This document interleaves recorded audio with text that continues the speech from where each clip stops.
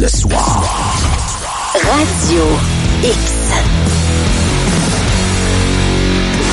Bon, je suis assez content. Dans mon équipe, j'ai un Wayne Gretzky. Il est en studio. Ça fait une couple de minutes qu'il attend dans le lounge. Il s'appelle Christian Page. Très content de l'avoir avec nous, le journaliste de l'Insolite. Comment vas-tu? Ça va très bien. Est-ce que t'as passé un bel été?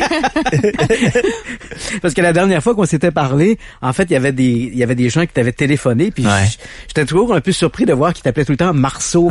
Fait que j'ai dit, bon, ben, ça a l'air être la façon de faire à Québec. C'est alors, le nickname d'Yann. Ça va très bien, Marceau. Marceau et Gagnon. Si tu veux me parler ce soir, Christian, tu devras m'appeler Gagnon. Bon. Ouais, pas Gagnon. Gagnon. Okay. Si tu veux qu'elle te réponde, faut que tu mettes vraiment un accent circonflexe sur le A. Bon. T'as passé un bel été? Oui, excellent. T'as-tu travaillé fort? Oui, je travaille actuellement à l'écriture, à la recherche d'une nouvelle série qui sera diffusée à Canal D, qui va s'intituler Crime occulte. Il y avait déjà eu une première saison. Là, je suis en train de travailler sur une deuxième saison. Et cet automne, à Historia, il y aura une série qui va s'appeler L'enquêteur du paranormal. Et là, c'est 8 émissions dans lesquelles j'essaie de remettre les pendules à l'heure par rapport à toutes sortes d'affirmations qu'on fait dans le domaine du paranormal, que ce soit les voyants, les clairvoyants, les phénomènes de hantise, les chasseurs de fantômes. Qu'est-ce qu'il y a de vrai là-dedans? Où s'arrête la croyance et où commencent les faits connus, vérifiés, vérifiables? Je suis pas là pour tirer à boulet rouge là, sur les gens qui font la promotion, soit des groupes de chasseurs de fantômes ou des chasseurs d'ovnis. Ouais. Mais je suis là pour dire, attention, ce sont des groupes souvent amateurs et souvent sont motivés par leur croyance. La croyance n'est pas forcément un fait vérifié, vérifiable. C'est pas parce que tu crois aux fantômes que les fantômes existent pour autant. Et c'est malheureusement très souvent le discours que ces gens-là tiennent. Donc, on essaie de faire ça. Puis, je l'ai fait aussi de façon très sérieuse en faisant appel à des gens, par exemple, dans le domaine des neurosciences à l'Université de Montréal, des gens dans le domaine de la physique à l'Université McGill, qui ont étudié les fameux équipements, par exemple, qu'utilisent les chasseurs de fantômes. Donc, ce que j'ai fait, j'ai ramassé tous ces équipements-là, j'ai amené ça à l'Université McGill, j'ai présenté ça à un groupe de chercheurs, et j'ai dit, voici des appareils qu'utilisent des chasseurs de fantômes. Qu'est-ce que ça vaut? Comment t'as été accueilli par les scientifiques? De façon tout à fait correcte. Ouais. Parce que ces gens-là, bien sûr, sont intéressés de donner une information qualitative. Ouais. Donc, à partir du moment où moi je fais appel à eux, j'ai besoin de leur connaissance et c'est un peu ce que je leur ai dit. Je dis, écoutez, moi je ne suis pas un expert en électromagnétisme, en toutes sortes de trucs de ce genre-là, mais je sais que les chasseurs de fantômes utilisent toutes sortes d'appareils qui ont la prétention de capter des champs magnétiques, des variations de température, etc. Évidemment, on peut se poser la question, d'où les chasseurs de fantômes tiennent-ils cette affirmation que les fantômes perturbe les champs électromagnétiques.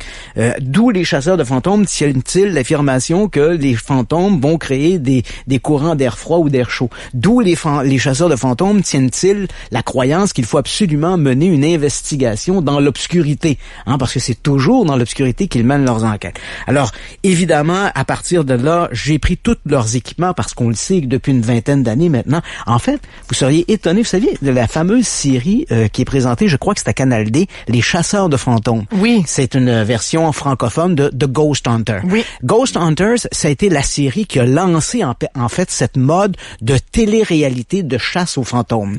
Saviez-vous qu'avant l'avènement de chasseurs de fantômes à Canal D ou de Ghost Hunter pour la version anglophone, il n'y avait au Québec aucun groupe de chasseurs de fantômes. Aucun. Ça existait pas. Ça existait pas. Il y avait bien quelques personnes, de façon privée, qui s'intéressaient aux phénomènes de hantise, les fantômes, les phénomènes paranormaux. Mais une association de chasseurs de fantômes, il n'y en avait aucune au Québec. Et puis avec l'avènement de ce groupe, l'avènement des émissions Ghost Hunter, savez-vous combien ils sont aujourd'hui au Québec? Non. Un chiffre. Allez-y. 200. En plein dedans. 200. Donc, ils sont maintenant 200 groupes. Oui. Ils sont maintenant 200 groupes au Québec à faire cette chasse aux fantômes. Ben, pour la grande majorité d'entre eux, évidemment. Puis là, je tire pas à boulet rouge là-dessus. C'est pas une critique sociale que je fais. Mais c'est vrai que pour la majorité d'entre eux, ce sont des gens qui sont motivés par leur intérêt, leur croyance. Ils n'ont pas de formation académique. Ils utilisent une quincaillerie dont ils ne savent pas trop comment ça fonctionne. Tu sais, on achète ça sur Internet. Internet. Vous pouvez faire l'exercice, hein. Kit de chasseur de fantômes, vous allez sur Internet et on vend ça quasiment comme des mets chinois. Hein, c'est 1 pour 1, 2 pour 1. Et là, tu peux acheter pour $80, t'as 2 caméras, un détecteur K2 ou t'as 2 K2, une caméra. Donc, tu choisis en fait le ticket que tu veux en fonction de l'argent que tu veux déposer. Oui. Et là, éventuellement, t'achètes ça. Ces gens-là savent pas trop comment ça fonctionne. On lit le manuel, puis on nous dit, ça détecte les fantômes, ça détecte ci, ça détecte ça. Mais dans le fond, ça détecte quoi vraiment? Qu'est-ce que c'est que les fantômes? Est-ce qu'on sait quelle est la nature du fantôme? Et comment peut-on le détecter?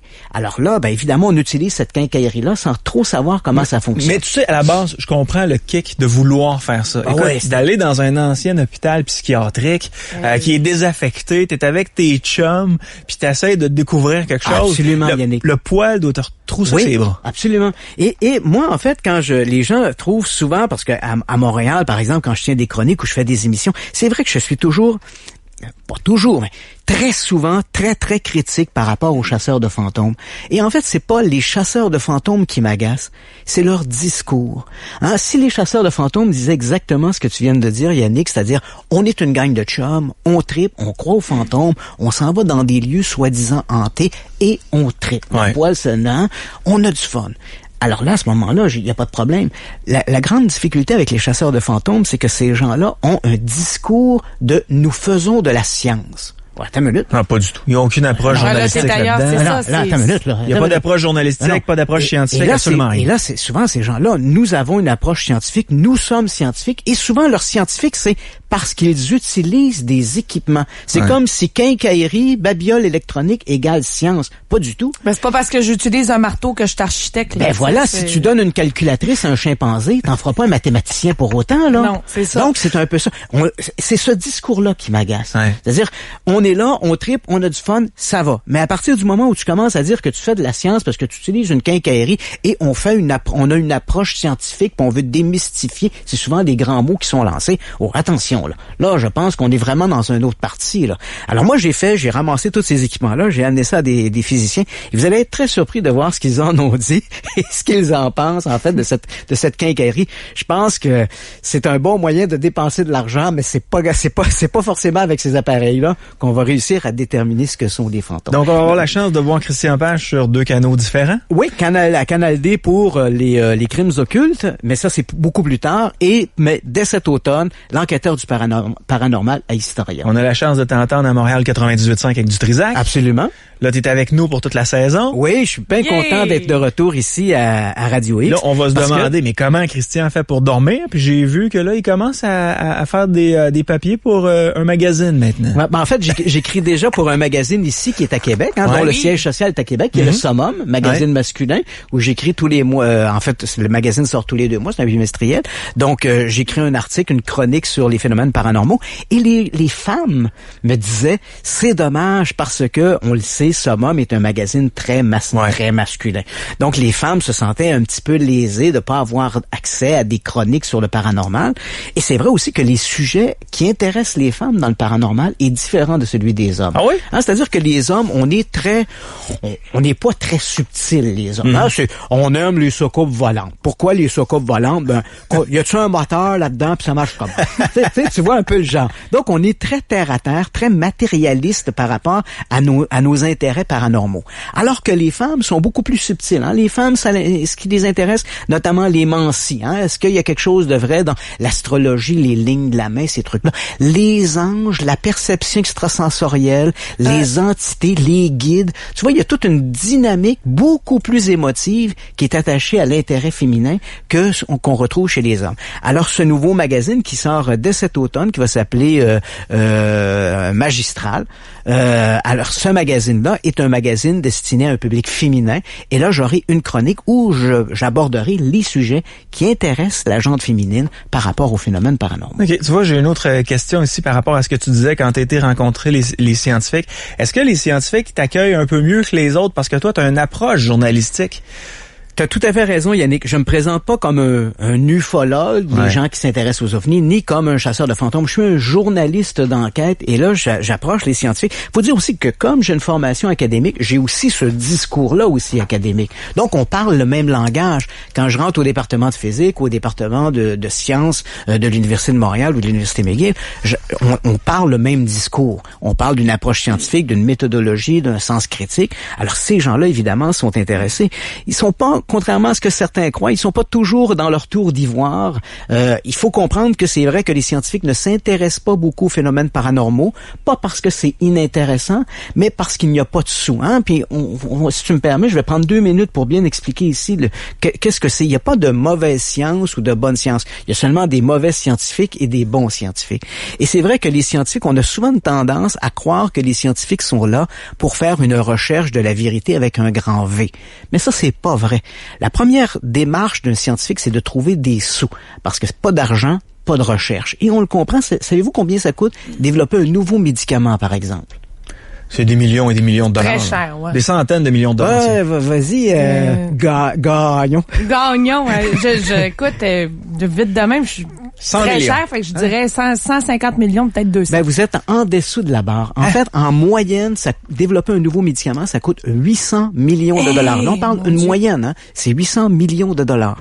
Donc, vous comprendrez que les compagnies subsidiaires qui fournissent de l'argent à la recherche, que ce soit DuPont, Pfizer ou d'autres compagnies, ces compagnies-là veulent avoir des retombées économiques à court ou à moyen terme. J'investis de l'argent dans la recherche, je veux que ça fasse sonner la caisse à un moment donné. Alors évidemment, les scientifiques sont à la recherche de sous pour pouvoir faire de la recherche et les compagnies qui investissent de l'argent dans la recherche veulent des retombées économiques. Alors, si demain matin, par exemple, là on va faire un exemple très concret, je pense que les auditeurs vont bien comprendre ça. Si demain matin, par exemple, tu avais un scientifique de 2e zone qui enseigne dans une école secondaire à Quaticook, qui proposait une recherche sur la mousse verte ses crotons, et d'un autre côté, tu avais un prix Nobel de physique qui proposerait une recherche sur les fantômes, ben, je peux t'assurer que c'est la mousse verte ses crotons qui gagnerait. Pourquoi? Parce qu'en faisant de la recherche sur la mousse verte, ces crotons, tu risques de développer un médicament, quelque chose qui va faire sonner la caisse. Alors que ton prix Nobel, même s'il s'intéresse au phénomène de fantômes, ça va peut-être répondre à des grandes questions existentielles, mais ça ne va pas sonner la caisse. Alors c'est toujours ça, c'est la recherche qui, éventuellement, en bout de ligne, pourra rapporter des sous. C'est sûr qu'il existe des sommes d'argent qui sont allouées à la recherche pure, par exemple, les recherches en astronomie, en astrophysique, mais c'est sûr qu'à la base, il faut que la recherche puisse être rentable. Et comme les phénomènes paranormaux n'ont pas ce caractère, cette aura de rentabilité, il n'y a pas de sous investis là-dedans. Au moment où on se parle, il y a à peu près 50 laboratoires de recherche en parapsychologie à travers le monde qui sont ou associés à des universités ou qui font partie d'une université. Et tous ces laboratoires-là se partagent annuellement un budget à peu près d'1 million de dollars par année. Donc, on comprend qu'une fois que tu as payé ta ligne de téléphone et ton local, tu n'as plus de sous pour faire de la recherche. Donc, c'est pour ça que cette recherche stagne. C'est pas tant que c'est inintéressant, c'est surtout le fait qu'on n'a pas de sous à mettre là-dedans. Donc, par conséquent, ça ne bouge pas. Ouais. Et les scientifiques sont pas complètement désintéressés. Certains sont ouverts à ça les intéresse. Mais évidemment, ce n'est pas leur créneau premier parce qu'il n'y a pas de sous à faire là-dedans. Donc, moi, quand j'arrive avec mes appareils de chasseurs de fantômes, tout ça, ça les amuse un peu. Pour eux, c'est un peu un interlude où on va un peu s'amuser à faire de la science, mais de la science différente. Alors, ça les a un peu amusés. J'ai toujours été très bien accueilli et je vous le dis, vous allez voir des trucs tout à fait fascinants sur les mécanismes de la mémoire, par exemple, sur l'utilisation de l'hypnose dans les domaines du paranormal. Par exemple, on le sait, les gens qui s'intéressent aux ovnis vont souvent raconter que des personnes ont été placées sous hypnose pour raconter des récits d'enlèvement par des extraterrestres. On le sait aussi que dans le domaine de l'hypnose, on va parfois faire des régressions hypnotiques pour amener des gens dans des sortes de vies antérieures pour qu'ils racontent ces trucs-là. Alors, on peut se demander, mais quelle est la valeur de ces témoignages-là? Alors, je suis allé à l'Université McGill, là aussi, département des neurosciences. On est chanceux parce qu'à Montréal, au Québec, en fait, on a l'un des plus grands scientifiques au monde dans le domaine de la recherche et de l'utilisation des mécanismes de la mémoire. Alors, aussi bien en tirer profit. Donc, j'ai posé ces questions-là, autant aussi pour les appareils de chasseurs de fantômes. Ça promet d'être fascinant. En tout cas, j'espère que les gens vont aimer ça. Il vient-tu nous la vendre, sa série? Incroyable. C'est un bon vendeur. Hein? Je suis assis, je me dis, mon Dieu, Ça commence quand, ça? Là, faut que je m'en aille. Tout à l'heure, tu me parlais des outils des chasseurs de fantômes, puis inquiétez-vous pas, on a de l'actualité insolite pour vous dans quelques secondes. Mais si vous voulez, si vous avez des questions à poser à Christian Page, l'enquêteur du paranormal, 670-9098, 670-9098, 1877-440-2464, ou encore plus facile, si vous voulez être sûr que ça passe, live à radiox.com. J'ai une question à te poser. Vas-y. Les outils là, de ceux qui chassent les fantômes, il y a toujours une petite enregistreuse, puis après ça, ben les gars, ils mettent ça sur le numérique, puis là, ils grossissent les sons, puis là, des fois, ils entendent des phrases qu'un certain fantôme aurait été dit. Je me souviens de certains films qui avaient été tournés dans le temps, qui parlaient justement de ce phénomène-là. C'était un micro-son qu'on grossissait, puis là, on entendait des voix, là. Ouais. En fait, ce phénomène-là s'appelle le PVE, pour phénomène des voix électroniques. Au début, c'était phénomène des voix électriques. Maintenant, c'est phénomène des voix électroniques, parce que ça date des années 50, en fait. Ouais. C'est en fait, un amateur, un ornithologue en herbe, un type qui s'appelait Jorgensen, qui se trouvait en Norvège, et puis à un moment donné, il décide comme ça d'aller enregistrer des sons d'oiseaux dans un parc. Et en écoutant les sons de retour chez lui, il a l'impression d'entendre, parmi les bruits dans le parc, les chants d'oiseaux, il a l'impression d'entendre une sorte de souffle qui semble, en tout cas, lui croit que c'est ce souffle-là, c'est la voix de sa mère qui lui parle et qui lui dit Yorgi, c'était le prénom que sa mère lui donnait, Yorgi, est-ce que tu m'entends? Or, sa mère était décédée quelques années plus tôt. Alors, Jorgensen va dire, wow, j'ai pu capter la voix de quelqu'un de décédé. Et au début, d'ailleurs, ce phénomène-là va s'appeler le phénomène des voix de Jorgensen. Donc, on va commencer à enregistrer des sons comme ça et on essaie de trouver dans le bruit blanc. Alors, qu'est-ce que c'est que ce bruit blanc? C'est-à-dire qu'on enregistre quelque chose là, qui est tu vois, un peu comme on capte rien. Une bande audio où on ne capte rien. Et parfois, il va y avoir des modulations dans cette bande audio et on a l'impression que ce sont des voix. Et ce phénomène-là, évidemment, a évolué avec le temps. Aujourd'hui, on a des appareils numériques pour faire des enregistrements. Et on sait que l'oreille humaine, lorsqu'on est en bonne santé, donc probablement quand dans le cas de Laurence, dans mon cas, c'est moins certain, mais dans le cas de Laurence, par exemple, l'oreille humaine entend entre 20 Hz et 20 000 Hz. Donc, c'est à peu près le champ que l'oreille humaine entend. Mais parfois, ces appareils-là qu'utilisent les chasseurs de fantômes permettent d'aller un peu plus bas dans les hertz et un peu plus haut dans les hertz, donc d'enregistrer des choses qui seraient inaudibles à l'oreille humaine. Et parfois, dans ces modulations, ils ont l'impression d'entendre des voix. Mais quelle est la valeur de ça? Est-ce qu'il ne s'agit pas simplement d'hallucinations auditives? Comment ces sons-là sont-ils enregistrés? Parce que les chasseurs de fantômes utilisent... Là, on parlait tantôt de faire de la science. Et c'est là qu'on ne fait pas de la science. Parce que si on s'en va dans un lieu hanté, par exemple, Yannick a parlé tantôt d'un hospice psychiatrique abandonné, puis tout ça, c'est excitant. On sort nos appareils numériques et là, on enregistre.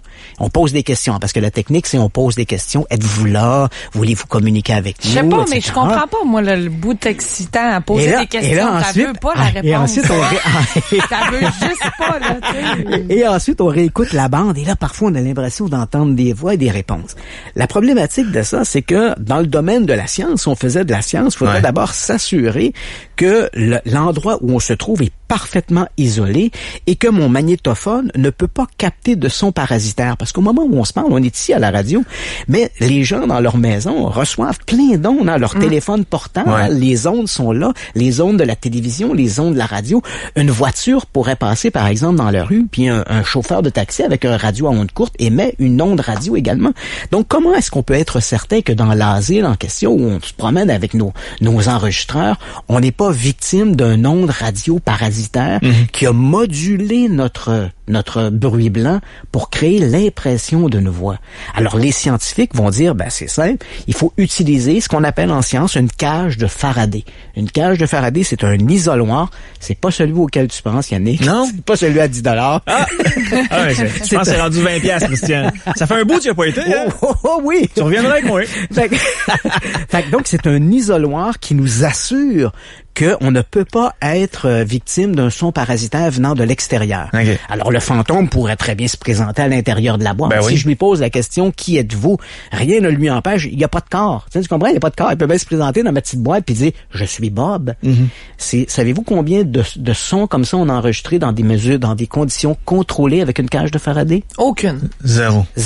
Exactement. Ça me rassure, ça. Donc, tu vois, parce que quand t'écoutes les chasseurs de fantômes, ces émissions-là, tu les vois poser des questions, puis là, après ça, ils s'en vont comme dans leur pseudo-laboratoire, sont devant leur ordinateur, puis là, ils te font entendre le son, tu sais, qui est augmenté pour que tous les auditeurs puissent l'entendre. Puis en plus, ils écrivent ce que le fantôme dit. Et ça, c'est un peu... Là, ça dit, le gars dit, est-ce que tu es là? Puis t'entends le fantôme dire, I'm here. Ah, mais ça, c'est pour te faire paniquer, là. C'est comme 15 films. Puis mais en fait, c'est parce qu'ils te disent ce que tu dois entendre. Parce que, dans le fond, encore là, en science, c'est l'approche du double aveugle. C'est-à-dire que on devrait prendre la bande audio, la faire entendre à 30 ou 40 personnes et voir si ces 30 ou 40 personnes-là entendent la même chose. La faire également entendre à des gens qui parlent d'autres langues. Hein, parce que c'est toujours surprenant de voir que les chasseurs de fantômes qui font une investigation dans le quartier chinois captent des PVE en français. Ils vont en Italie, captent des PVE en français. Hein, ils captent jamais des PVE en italien ou en chinois. Des curiosités de la vie comme ça. Voilà, c'est bon. Faut croire que dans l'au-delà, les fantômes sont polyglottes. Donc tu vois, faudrait le faire entendre à différentes personnes et le faire entendre à des gens qui parlent d'autres langues pour voir si eux entendraient autre chose. Même pendant l'émission de télé, souvent, tu sais, vu que c'est toujours le, tu sais, noir et blanc, puis là, ils chuchotent, puis à un moment donné, ils se font capoter. Là, oh my God. Là, dans le fond, le bruit, c'est ça qu'on entend. Ouais. Mais si je te dis, tu vas entendre I'm here. Ben, automatiquement, je te conditionne à entendre I'm here. Mais si je ne te l'avais pas dit, j'aurais pu te présenter, te faire écouter cette bande-là 50 fois sans que tu entendes ce son-là. J'ai fait le test, moi, en conférence, à un moment donné. J'ai pris des PVE sur des sites de chasseurs de fantômes qui étaient supposément très clairs. Hein? On entendait tel mot, telle phrase. Je les ai fait entendre à une salle de 250 personnes en conférence et j'ai demandé aux gens, j'ai fait passer un papier à tous les gens avec un crayon et je les ai dit, je vais vous le faire entendre à répétition 7, 8 fois et vous allez me dire ce que vous avez entendu. Et crois-le ou non, personne, zéro ont entendu ce que les chasseurs de fantômes entendaient. Et là, pourtant, j'étais devant une salle de 250 personnes. Et quand je les ai dit ensuite, vous deviez entendre tel ou tel mot, tous les gens étaient un peu estomaqués. Ils avaient entendu toutes sortes de phrases, mais rien à voir avec ce que les chasseurs de fantômes racontaient. D'un autre côté, Laurence, est-ce que tu écouterais une série de 12 émissions de chasseurs de fantômes où il se passe absolument rien, jamais? C'est sûr, c'est de la télévision. Ça prend du fantastique. Il faut que ce soit du divertissement. Je regarde, tu sais, par exemple, quand on ne comprend pas une langue, et en particulier si tu ne comprends pas tu peux entendre tout ce que tu veux là-dedans. D'ailleurs, je fais souvent en conférence, je fais entendre aux gens, je demande aux gens, est-ce que vous parlez le montagnais? Alors évidemment, très peu de gens parlent le montagnais au Québec. Donc comme les gens parlent pas le montagnais, je lui fais entendre la dernière ligne, en fait, le dernier refrain de la chanson Chinano du groupe Cachtin. Et là, je lui demande, qu'est-ce que vous avez entendu? Alors, les gens ont dit, écoute, on a entendu des paroles en montagnais, mais ça résonne absolument rien. Alors là, je lui fais apparaître à l'écran le mot, bon, pardonnez-moi pour la radio, mais je lui fais apparaître la phrase « Je te pogne la noune ». Et « Je te pogne la noune », c'est la dernière phrase qu'on entend dans la chanson de Cachtin. Et là, je lui fais réentendre la chanson de Cachtin avec la fin « Chinano, je te pogne la noune ». Tout le monde l'entend, ce coup-là. Donc, j'ai conditionné mon auditoire à entendre « Je te pogne la noune ». Et je lui ai dit, dorénavant, à toutes les fois que vous allez entendre Chinano de Cachtin, vous ne pourrez plus ne pas entendre « Je te pogne la noune ». Donc, on a fait cette condition là, et c'est malheureusement ce que les chasseurs de fantômes font souvent avec ce phénomène des PVE, ce phénomène des voix électroniques. Donc, qu'on le fasse pour se divertir, c'est amusant, qu'on se donne des petits frissons, c'est bien, mais prétendre que l'on fait de la science, là, je pense qu'on est quand même loin de la coupe aux lèvres. On va aller au téléphone. Allô, Radio X? Oui. Salut, comment ça va? Bien, moi, j'ai une petite question au niveau, vous disiez tantôt que les femmes ne voient pas les choses de la même façon. Moi, j'ai une question sur les prémonitions. Oui. Au niveau des scientifiques, qu'est-ce qu'ils en pensent de ça, ou des prémonitions, par exemple, à court terme? Je sais pas, moi, prédire qu'il va y avoir un accident de voiture en avant de nous, puis, quelques secondes, une minute plus tard, ça l'arrive. Qu'est-ce qu'ils en pensent? Bon, ce phénomène de la prémonition, là, on est très proche, de la façon dont Madame le décrit, on est très proche aussi du phénomène du déjà-vu, hein, c'est-à-dire j'ai vu un accident et ça va se produire. Donc, on a comme deux approches à ça. Ouais. La première approche, c'est le phénomène dit du déjà-vu. Mais le déjà-vu, ça nous est tous déjà arrivé, sûrement à toi, Marceau, et toi aussi, Gagnon. Ça vous est sûrement arrivé.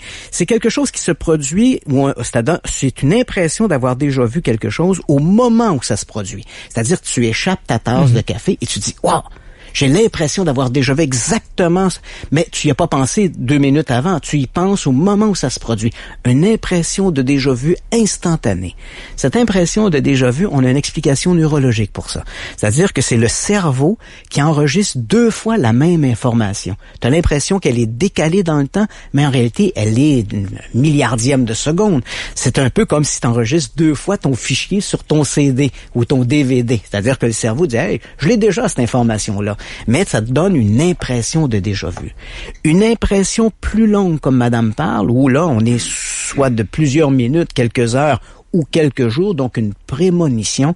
Ça, c'est quand même intéressant. Il y a des laboratoires de recherche en parapsychologie, en particulier dans les années 70 et 80, qui ont colligé, en fait, eux s'intéressaient surtout aux rêves prémonitoires.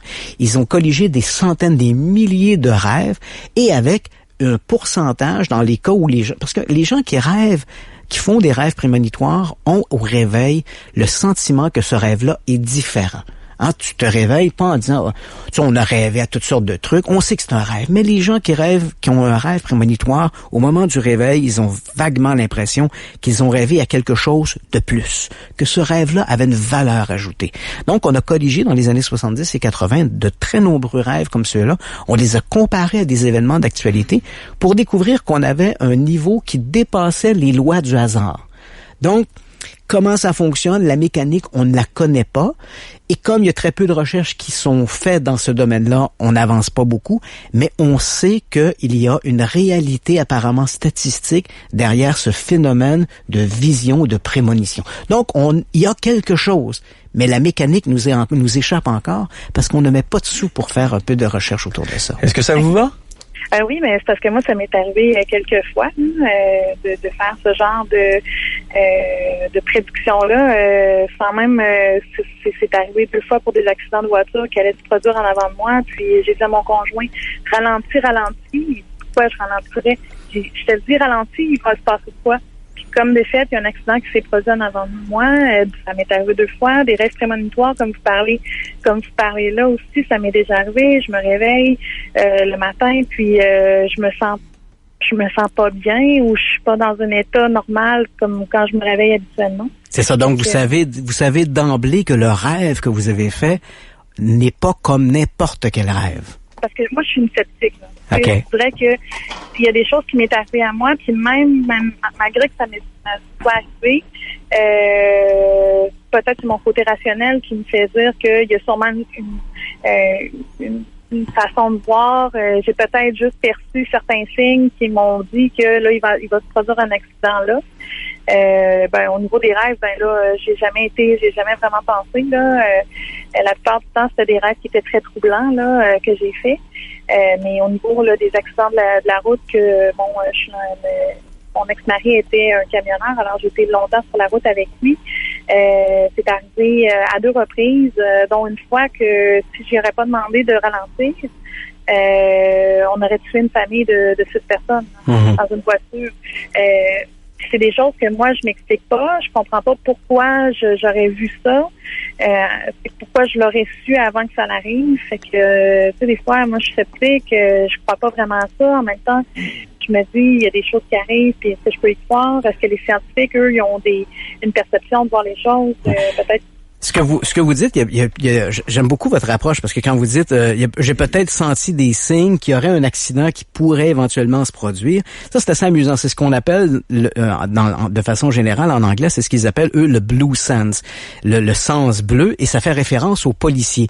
Alors, vous savez, les policiers qui arrivent sur une scène de crime, par exemple, les enquêteurs, très souvent, ils ont un feeling qui est presque surnaturel. Hein? C'est-à-dire qu'ils voient des choses, ils n'arrivent pas à savoir pourquoi, mais ils disent, d'après moi, là, tel le voisin, là, j'ai un sentiment que le voisin doit être impliqué là-dedans. Puis ils peuvent pas le dire pourquoi. C'est pas un phénomène extrasensoriel, c'est comment je pourrais dire, c'est l'expérience, hein? C'est-à-dire ils ont accumulé une telle expérience qu'ils ont comme des antennes. Alors quand madame dit peut-être que j'ai capté des signes sur la route alors qu'on roulait en voiture, une voiture qui nous dépasse par la droite, je vois une voiture qui est ralentie en avant. Est-ce que son cerveau a comme calculé les probabilités et lui a donné l'impression d'un accident? Ça, bien sûr, c'est l'approche que va préconiser, bien sûr, au départ, des chercheurs qui vont se pencher sur ce genre de phénomène. En revanche, lorsqu'on parle de rêve prémonitoire, encore là, on peut dire que sur le plan de la statistique, il y a quelque chose qui se passe, mais trop peu d'argent, trop peu de recherches investies ne nous permettent pas de tirer une conclusion définitive. Peut-être que madame a des sortes d'antennes, mais comment comprendre comment fonctionnent les antennes, on ne le sait pas encore, malheureusement. Merci beaucoup de votre appel. Merci. Bonne soirée. Bye-bye. Puis, il y a plein de légendes urbaines. Puis, écoute, je dis que c'est des légendes urbaines, là, mais il y a des gens qui m'ont déjà rapporté parce que, avec les émissions qu'on fait le soir avec toi, il y a des gens qui sont un peu plus portés à se confier à nous parce qu'ils voient qu'on démontre une ouverture. Il y a des gens qui m'ont déjà dit, Yann, moi, mon grand-père avait déjà prévu sa mort. Et il avait prévu le jour de sa mort à l'heure exacte. J'ai toujours trouvé ça particulier. Est-ce que c'est possible que des gens à 20 ans peuvent prédire leur mort à 78 ans? C'est-tu conditionné, mettons, à force de se dire à 78 ans? Là, tu vois, on est vraiment dans le domaine du spéculatif. C'est-à-dire qu'on a plein de récits comme ceux-là qui restent très anecdotiques. Alors moi, les gens me disent, il y a des gens qui m'écrivent, me disent, bon, j'avais prévu la mort de ma mère ou de mon père. Je lui dis, écoutez, si éventuellement vous avez une autre vision comme celle-là, parce que le raconter après coup, c'est un peu difficile de vérifier l'information. Ouais. Je lui dis, si la prochaine fois vous avez une vision comme celle-là et vous êtes convaincu que cette vision-là est le reflet de la réalité, envoyez-vous une lettre par courrier recommandé et vous aurez au moins, à partir du moment-là, le cachet de la poste qui va comme confirmer que il y a eu un antécédent. Vous aviez vu cet événement-là avant qu'il se produise. Mais même à ça, même si j'arrivais à démontrer avec des lettres, des documents que j'ai pu voir ou prédire la mort de mon père, de mon grand-père ou peut-être même la mienne, ça reste des phénomènes qui demeurent très anecdotiques. Ouais. Et faut pas se le cacher aussi, les phénomènes paranormaux sont des phénomènes qui échappent à la science. Parce que la science, c'est pas un modèle qui est parfait. Hein? Il y a des failles dans le modèle scientifique. Mais c'est le modèle qu'on préconise parce qu'il a donné d'excellents résultats et ça nous a permis d'avancer. Ça a permis à l'humanité d'évoluer en suivant le modèle scientifique. Donc, ce modèle scientifique, qu'est-ce qu'il nous dit? Il nous dit qu'un phénomène doit d'abord répondre à 5 critères premiers. Le premier critère, c'est on doit observer que quelque chose se passe. Donc, pour les auditeurs, je vais un peu faire une sorte de caricature. Donc, je mets ma main sur un rond de poêle et je me brûle. Donc là, je viens d'observer un phénomène. Je me suis brûlé la main. La deuxième phase dans l'approche scientifique, c'est de dire, je dois émettre une hypothèse. Donc, pourquoi, quand je me mets la main sur le rond du poêle et que j'observe que je me brûle, pourquoi est-ce que je me brûle? Donc, j'émets une hypothèse. Ça doit être parce que le rond est chaud, brûlant, et il brûle mes tissus. Je me sac la main une deuxième fois sur le rond de poêle, je me brûle une deuxième fois, je suis épais. Mais au moins, je viens de vérifier mon hypothèse, tu comprends? Donc, l'hypothèse, c'est ça, je me suis brûlé parce que le rond est chaud. Donc, le troisième élément, c'était justement de vérifier l'hypothèse, donc ce que j'ai fait. Ouais. Et là, donc, j'émets une théorie. Quatrième étape, c'est émettre la théorie. C'est quoi la mécanique? Les gens mélangent souvent l'hypothèse et la théorie. La théorie, c'est la mécanique. Qu'est-ce qui s'est passé? Donc là, je spécule que la chaleur brûle mes terminaisons nerveuses qui envoient un signal à mon cerveau. Et là, ça, c'est l'émission de la théorie. Et le numéro 5, vérification de la théorie. Je me ressac la main sur le poêle et là, je constate effectivement que j'ai brûlé mes terminaisons nerveuses. Donc, l'observation, émission d'une hypothèse, vérification de l'hypothèse, émission d'une théorie, vérification de la théorie. J'ai l'impression d'être de retour en chimie. En secondaire 5, c'était exactement ça qu'il fallait faire. Effectivement. Dans les phénomènes paranormaux, on dépasse jamais l'étape numéro 1. On observe que quelque chose se passe. On a des rêves prémonitoires. On a l'impression d'avoir déjà vu quelque chose. Lorsque l'on visite un lieu que l'on dit hanté, on a l'impression d'avoir des sentiments. On a des impressions de toucher, des mal à l'aise par rapport à certains lieux. On observe que des choses se passent. Mais à partir de là, on est incapable d'émettre une hypothèse, encore moins de vérifier l'hypothèse, la théorie, tout le reste. Donc, on ne dépasse pas l'étape 1. Et c'est ça le gros problème avec les phénomènes paranormaux, c'est que les phénomènes paranormaux échappent au contrôle scientifique. Donc, comme ils échappent au contrôle scientifique, ça veut pas dire que c'est pas vrai, mais ça veut pas dire non plus que c'est vrai, parce que c'est très difficile de domestiquer ce genre de phénomène. Allô, Radio X? La personne a raccroché. On va en profiter pour faire une courte pause, si tu le veux bien. Oui, absolument. Tu me le permets? Ben oui, vas-y. T'es fin. 670-9098, 670-9098, 1877-440-2464. Si vous avez des questions à poser, Laurence va prendre vos questions ou encore vous pouvez nous écrire via le live à radiox.com. On vient. Marceau, le soir. Radio X. Marceau, le soir. Radio X. 21h07 jusqu'à 22h, on est avec Christian Page, il est journaliste, chroniqueur, auteur, conférencier et ex-Gaga Boy. On va brasser des grosses affaires. Il y a beaucoup de questions qui ont été posées, Laurence. Ouais, ben écoute, c'est un auditeur qui a téléphoné. Il dit, je vis un phénomène, ça fait plusieurs années que ça m'arrive, vraiment spécial. Il dit souvent, admettons, quand je m'en vais travailler, que je marche dans la rue, peu importe où ce que je suis, je me mets à fixer une personne, je garde le focus sur cette personne-là. Puis il dit, on dirait que pendant un certain nombre de temps, un certain nombre de secondes, je me mets à ressentir exactement ce que la personne en face de moi ressent. Il dit, c'est comme ça, je me mettais à recevoir ses pensées. Puis il dit, après ça, je fais le tout croche. Quand je sors de la lune, puis il dit, je fais le tout croche pendant les heures qui vont suivre. Christian Hood, notre psychologue qui vient ici une fois sur deux, le lundi. Une semaine sur deux, ouais. Te dirais que c'est peut-être les neurones miroirs. Il nous a parlé de ça, c'est cette semaine qu'il nous a parlé des neurones miroirs. Lundi? Ouais. Il y a aussi la question, il faut une vérification. Là. Tu sais, moi, je suis journaliste, là, donc j'essaie de me dire, OK, est-ce qu'on a une vérification dans le sens que monsieur dit, je fixe une personne et je me mets à ressentir ce qu'il ressent. Mais comment monsieur peut-il savoir ce que son vis-à-vis ressent? C'est ça. À moins qu'il ait été le voir puis il dit, monsieur, vous vivez quoi? Et là, il dit, bon, j'ai vécu une peine. Ah, ben, j'ai ressenti de la peine. Donc, là, à ce moment-là, on a une confirmation. Mm-hmm. Mais de prétendre que tu ressens ce qu'un individu que tu regardes sur la rue ressent. Mais ça lui arrive sans pas lui souvent demander, qu'il expliquait, là. Donc, ça devient un peu, là, il faudrait voir est-ce qu'il y a une vérification ou pas de vérification. Et effectivement, il y a ce phénomène des neurones miroirs. Mm-hmm. Et ensuite de ça, il y a aussi, on sans même s'en rendre compte, on est bon pour décoder. De manière inconsciente, on décode des signes du non-verbal. Donc, à partir du moment où tu es assise dans un autobus et tu regardes quelqu'un devant toi, tu vas inconsciemment voir des détails dans son faciès, dans la façon de bouger ses mains qui vont t'aiguiller sur certains comportements ou certains sentiments que cette personne-là pourrait éprouver. On le sait, bon, notre visage, quand on a la joie ou la peine, on n'a pas les mêmes impressions au faciès. Donc, ce sont des éléments qui peuvent influencer notre perception de ce que l'on ressent vis-à-vis l'autre. Mais encore une fois, il faudrait savoir, est-ce qu'on peut vérifier cette information-là? Tout se passe dans le domaine du vérifiable. Parfait. Dans l'actualité insolite, Christian, on rentre dedans directement. On parle du plus mystérieux livre du monde. Ouais, le manuscrit de Voynich. Est-ce que tu sais ce que c'est que le manuscrit de Voynich? Ben, en fait, c'est le plus mystérieux livre du monde. Est-ce que Laurence, t'as déjà entendu parler du manuscrit de Voynich? Jamais.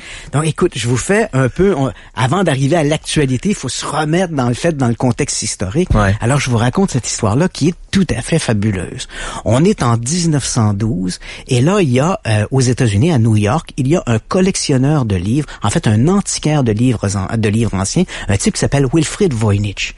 Donc, Voynich, lui, ce qui l'intéresse, peut-être avez-vous vu le film La 9e porte, où Johnny Depp achetait des vieux livres, là, c'est un peu dans le même genre. Donc, on a notre bonhomme, notre Wilfrid Voynich. Lui, ce qui l'intéresse surtout, ce sont des manuscrits qui ont été écrits avant l'invention de l'imprimerie. Comme tu le sais, Yannick, l'imprimerie est inventée aux alentours de 1450. Oui, 1450. Oui, 1450 par Gutenberg. Voilà. Donc, ce qui intéresse Voynich, ce sont des ouvrages écrits à la main avant l'invention de l'imprimerie.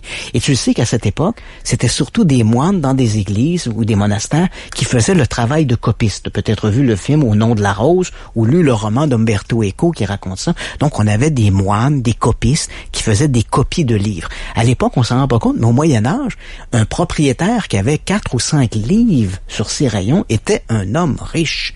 C'était très dispendieux avoir des livres. Donc, c'est un peu ce qui intéresse notre monsieur Voynich. On est en 1912. Il fait le tour des monastères en Europe pour acheter des vieux manuscrits.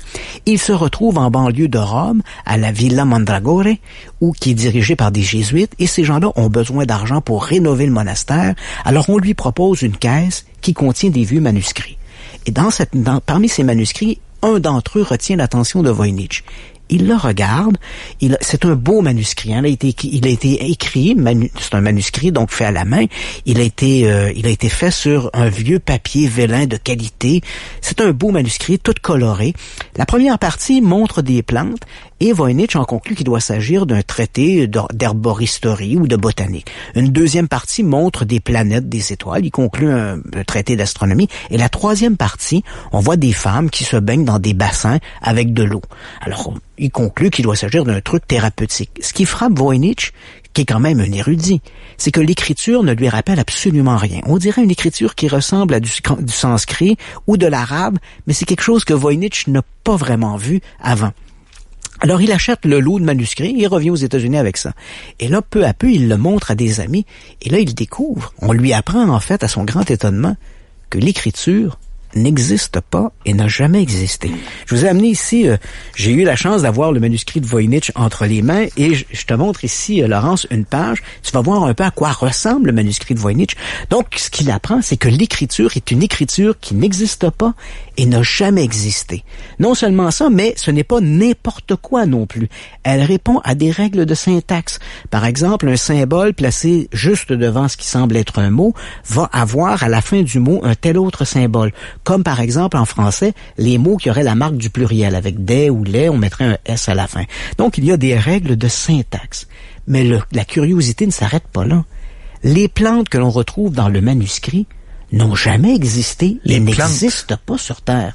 Les plantes, hein, des plantes, des fleurs, des plantes. Et ces plantes-là n'ont jamais existé sur Terre et n'existent pas. Okay. Donc, c'est un dessin de plantes? C'est un dessin de plantes. Donc, ce que Voynich a cru au début de la première partie, qu'il a cru comme étant un traité de botanique, décrit des plantes qui n'existent pas et n'ont jamais existé sur Terre dans un texte qui est écrit dans une langue qui n'existe pas et n'a jamais existé sur Terre. La deuxième partie qui contient des étoiles et des planètes, exactement le même phénomène. C'est-à-dire que c'est des systèmes solaires qui sont inconnus sur Terre, qui n'existent pas, n'ont jamais existé ou qui sont inconnus. Et la troisième partie est à peu près indéchiffrable, des femmes qui se baignent dans des bassins avec du liquide. Bref, c'est un manuscrit excessivement curieux. Et au fil des ans, donc le manuscrit de Voynich devient connu. Au cours des ans, les plus grands cryptographes au monde vont se pencher sur le manuscrit de Voynich. Des gens qui, durant la Deuxième Guerre mondiale, par exemple, ont décodé des codes secrets comme le code Enigma qu'utilisaient les Allemands, par exemple, pour coder leurs messages. Et tous ces gens-là vont se briser les dents sur le manuscrit de Voynich. Personne ne sait comment et pourquoi il a été écrit. À la mort de Voynich, le manuscrit va être cédé à son épouse et au décès de son épouse, il va être donné à la bibliothèque Beinecke de l'université de Yale où il est conservé aujourd'hui. Donc ça, c'est notre histoire de notre manuscrit de Voynich.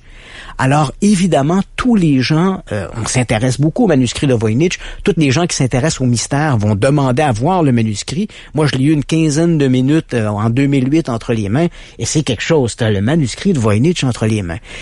Alors, qui a écrit ça? On le sait pas. Et évidemment, tout le monde va avoir entre les mains le manuscrit. Faut dire que quand je dis on le sait pas, c'était assez amusant parce qu'on avait deux candidats.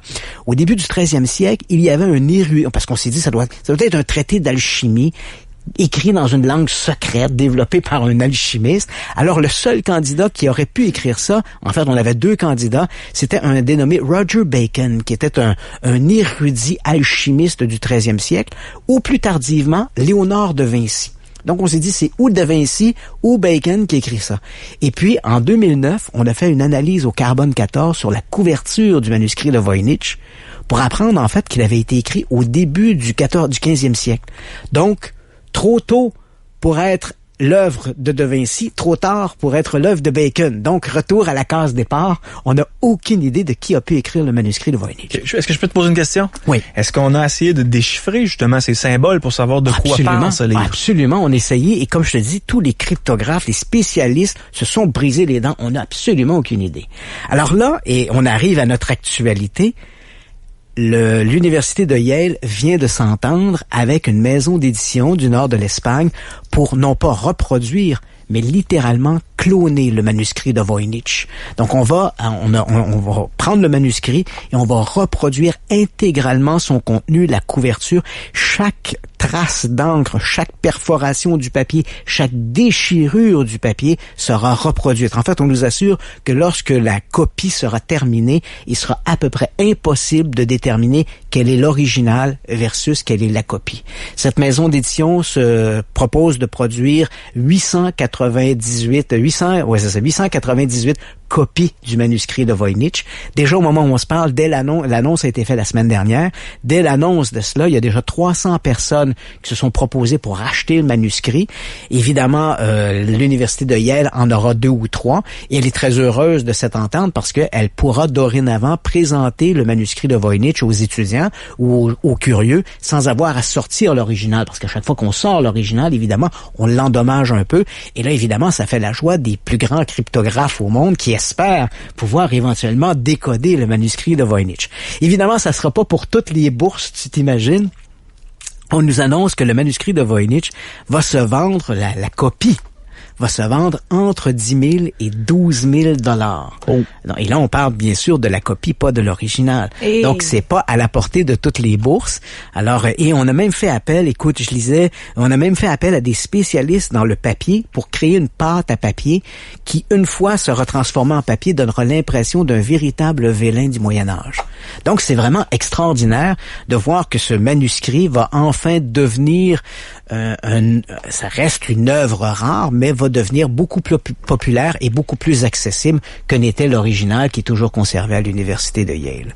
Fait que c'est quelque chose de tout à fait fascinant. Je me suis fasciné pour cette histoire de manuscrit de Voynich. À un moment donné, Yannick, je te propose, on pourra se faire une chronique où je te raconterai tous ces objets mystérieux parce que les gens ne peuvent pas s'imaginer ça. Moi, il y a quelques années, en 2008, je prends une minute pour te dire ça. Pas de problème. Peux-tu me l'apporter, la feuille? Je vais prendre une photo, puis on va le présenter aux auditeurs sur la page de Marceau Soir. En 2008, j'ai tourné une série qui s'appelait « À la recherche des reliques saintes ». Donc, pour les besoins, je m'étais habillé en Indiana Jones avec une équipe de cinéastes. On est parti pendant 6 mois sur les routes, à travers le monde, de l'Israël à la Turquie, en passant par le Mexique, à essayer de retrouver les grandes reliques de la chrétienté. Donc, je suis allé au sommet du mont Ararat dans l'espoir de trouver l'arche de Noé. J'ai traversé le désert de l'Éthiopie pour retrouver l'arche d'alliance. Tu vois un peu le genre de truc, et ça pendant 6 mois. Mais à travers tout ça, bien sûr, j'ai visité des centaines et des centaines d'églises et de musées pour découvrir qu'il existe dans des réserves de musées toutes sortes d'objets qu'on ne met pas en vitrine parce que ça viendrait un petit peu briser l'image que l'on se fait. C'est comme une sorte de caillou dans ta chaussure. Ouais. Donc, on veut pas la mettre en vitrine.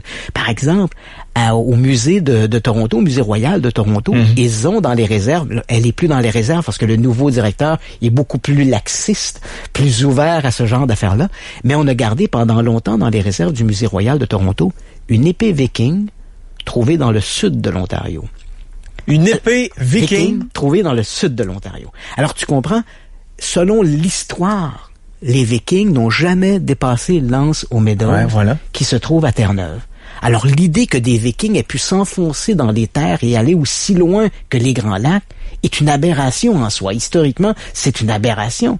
Et pourtant, on a le musée, dans les années 30, le musée royal a acquis une épée viking qui avait été apparemment trouvée dans le sud de l'Ontario. Elle est demeurée très longtemps dans les réserves du musée et depuis quelques années à peine, le nouveau directeur du musée, qui ne déteste pas la controverse, a accepté de la sortir et de la mettre en vitrine. Mais c'est particulier qu'il fasse ça. Puis en même temps, je comprends parce que ça peut un peu changer le cours de l'histoire de ce qui était. Oui, bien sûr. Rome fait ça. Oui. Il y a plein de choses qui sont cachées. Oui, donc des manuscrits qui sont cachés. Par exemple, la Bibliothèque du Vatican, on a toute une collection de manuscrits qui sont cachés. Mais dans des bibliothèques, des bibliothèques et des musées, dans des réserves de musées, on a toutes sortes d'objets qui sont un peu comme un caillou dans la chaussure de l'historien.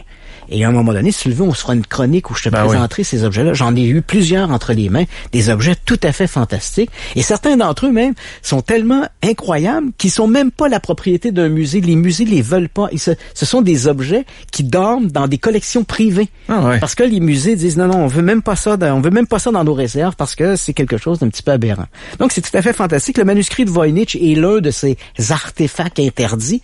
Donc un livre écrit dans une langue inconnue, qui décrit des choses inconnues, qui n'ont jamais existé, et on se demande bien sûr qui l'a écrit et dans quel but. Écrire un livre que personne ne peut lire, pourquoi faire ça? Laurence, est-ce que tu as mis la page du manuscrit de Voynich? Oui. Je l'ai pris en photo. Oui. Donc, le manuscrit de Voynich, donc, il sera maintenant, avis aux intéressés. On parle quand même d'un ouvrage à 10 000, entre 10 et 12 000 $ pour la copie du manuscrit de Voynich. Parfait. Donc, pour ceux qui veulent l'avoir, allez faire un tour sur la page Facebook de Marceau le soir. Oui, c'est ça. Maintenant, c'est quelque chose qui circule depuis plusieurs années. J'étais très jeune et j'entendais parler de ça. C'est dans les airs. C'est au vu et au su de tout le monde. Il y a des chemtrails. Ouais. Il y a des gens qui pensent que c'est le gouvernement qui nous gaze pour diverses raisons. Ouais. Il y a des scientifiques qui disent non, c'est une formation de nuages là. Ouais. Est-ce qu'on sait enfin la vérité sur les chemtrails? Bon, écoute Marceau. Voyons. D'abord, là, je le dis tout de suite, je dis aux auditeurs, inutile de m'écrire et de tirer sur le messager, hein. Ouais, mais tu sais quoi? Oui. À chaque fois tu me parles des chemtrails, mettons, ou que de quelque chose d'une histoire, là, les gens s'adressent à moi, là. Oui. Là, ils sont dans le sous-sol en bobette, là, puis là, Page a dit ça, puis voici des liens qui prouvent que... Voilà. Ah, c'est ça. Moi, je ne suis que le porteur du message. Donc, inutile de m'envoyer des liens, dire il y a ci, il y a ça. Je ne suis que le porteur du message. Je suis simplement un journaliste et je présente le truc. Donc, tu l'as mentionné, qu'est-ce que c'est que ces chemtrails? Donc, pour situer les auditeurs... Les chemtrails. Okay. Donc, pour situer un peu les auditeurs, on a tous vu ces longues traînées de vapeur derrière les avions qui volent à très haute altitude. Hein. Les avions, par exemple, les transporteurs qui vont vers l'Europe, on a ces longues traînées dans le ciel. Donc, qu'est-ce que c'est que ces traînées? Ce sont des traînées de condensation, des condensation trails. Et si on fait un raccourci, c'est des contrails. Donc, un condensation trail, c'est la traînée de condensation que laissent les avions. Et comment ça se produit? Bien sûr, l'air en passant dans les réacteurs, par exemple, de ton Boeing 737 ou ton Airbus 320, l'air va se réchauffer et créer cette longue traînée vaporeuse derrière l'avion. Donc, ça, ce sont et ça, c'est tout à fait normal. Et là, depuis une vingtaine d'années, comme tu le dis, Yannick, il y a dans le milieu des théoriciens du complot l'idée que certaines de ces traînées ne seraient pas en fait des traînées de condensation, mais seraient des traînées, une vaporisation d'aérosols chimiques volontaires. Donc, il y aurait des avions pour des raisons mystérieuses qui seraient contrôlées par quelques arcanes mystérieuses du gouvernement, qui lanceraient dans l'air des aérosols, et là, toutes les hypothèses sont possibles. Pour nous rendre malades, pour contrôler la température, pour nuire à nos plantations. Donc, t'as à peu près toutes les théories possibles. Ouais. Alors, évidemment, et là, il y a des gens qui sont des ardents défenseurs de cette théorie des chemtrails, puis on nous dit, on nous gaze, effectivement, et ça, c'est les Illuminati qui font ça. Donc, on a tout un scénario autour de ça. Alors, évidemment, moi-même, j'avais des gens enquêtés là-dessus. Tu sais que je suis chroniqueur au 98.5 FM, et juste devant, les studios du 98.5 FM sont situés dans la place Bonaventure à Montréal, et juste en face, on a l'OACI, l'Organisation civile internationale pour l'aviation. Donc, je suis allé là, j'ai passé des semaines à discuter avec des gens là-bas. On s'est penché sur les trucs de chemtrail, et eux me disaient, c'est de la foutaise. Donc, évidemment, je ne fais que rapporter le message. On dit, ça, c'est de la foutaise. Et là, voilà que tout récemment, en fait, il y a la semaine dernière, dans le IOP Science, on vient de publier une étude. En fait, on a demandé à 77 scientifiques qui étaient tous liés au domaine de la physique de l'atmosphère. Donc, des gens qui sont des météorologues, des physiciens de l'atmosphère, etc. On a demandé à 77 d'entre eux d'évaluer cette théorie des chemtrails. Donc, d'évaluer la théorie des chemtrails, l'hypothèse que proposent les théoriciens du complot, et bien sûr, d'évaluer les preuves que ces gens-là proposent pour dire, bon, voilà, on nous gaze. Et, crois-le ou non, des 77 scientifiques qui se sont penchés sur l'affaire, 76 d'entre eux ont dit, il y a rien là. Donc, faut pas s'énerver avec ça. Mais attends un peu, Christian. Il était payé par qui, ces scientifiques? Évidemment, c'est la fuite en avant, parce que, bien sûr, les théoriciens du complot vont dire, bah ouais, mais c'est sûr que les scientifiques font partie du complot, donc on a une fuite en avant. C'est difficile déjà de garder un secret entre deux personnes. Là, on a 77 scientifiques qui font toute partie du complot. Donc, c'est un peu invraisemblable. Enfin, ces 77 scientifiques ont tous dit, bon, de tous les éléments qu'on lui a présentés, donc tout ça ne tient pas la route. Premièrement, un gaz lancé comme ça à 35 000 pieds d'altitude arriverait même pas au sol. Bon, ils peuvent expliquer de toutes les photographies que montrent les théoriciens du complot, des traînées dans le ciel. Il y a des explications parfaitement logiques pour expliquer pourquoi, par exemple, une traînée va se couper et repartir un peu plus loin. C'est dû à des questions de température en haute atmosphère, l'humidité, il y a toutes sortes de trucs. Quant à la multiplication de ces traînées, parce que c'est vrai qu'il y en avait moins il y a 30 ans qu'aujourd'hui, ben ça s'explique parce qu'aujourd'hui, il y a 50 fois plus de trafic aérien qu'il y en avait il y a 30 ans. Mais c'est vrai que quand t'entends pas parler de ces histoires-là, de scientifiques et tout ça, tu te lèves les yeux au ciel, tu dis, voyons donc, c'était pas là, 2 minutes. Ça vient d'où, ça? Et ce qui est encore plus étonnant, c'est que les scientifiques, en regardant les preuves, ça c'est vraiment intéressant, en regardant les preuves que proposent les théoriciens du complot, ce qu'ils ont découvert, c'est que les théoriciens du complot, très souvent, se désinforment eux-mêmes. C'est-à-dire que on retrouve dans les photographies qui circulent dans le milieu des complotistes, entre guillemets, des photographies par exemple, on voit un avion qui largue un gaz dans l'air. Et là, on nous dit, voilà la preuve d'un avion qui fait un largage de chemtrail.